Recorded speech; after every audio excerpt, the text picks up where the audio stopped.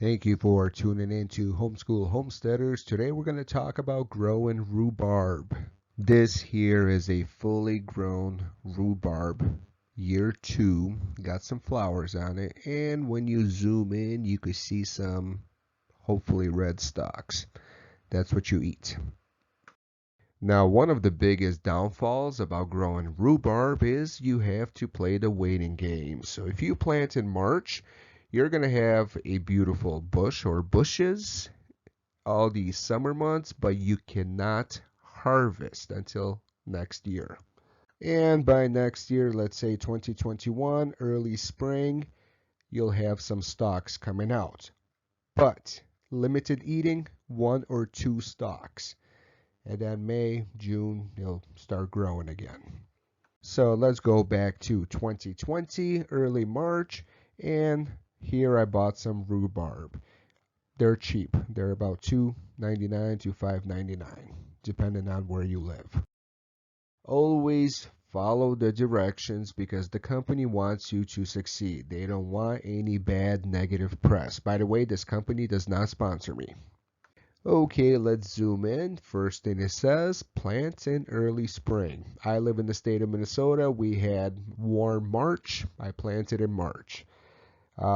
Plant just so the buds are below the surface. Yeah, that's common sense. Do not harvest the first year. Yeah, good luck. However, you do not want to harvest. Maybe 1 or 2 stalks you could rip here or there, but don't harvest. And here they got some animation. That's what we're going to talk about next. So this is my raised bed. We will switch to animation. And the first thing we do is we dig a hole. We will then take the root, put it in the hole, and bury it with some compost. Here, this is March 2020. I'm taking them out of the bag. There were 5 in the bag. And yes, not all of them will grow unless you're very lucky. So as you can see, I'm figuring out how they look like. And it's nothing fancy. You just take them and you bury them like the animation shows. Now you notice that some parts are sticking out. That's because while the roots were in the bag, they started to sprout. And so the leaves, instead of burying them, I decided to keep them above the ground. The roots are in underneath the soil, but those things that started to sprout, I decided to keep them out in the open.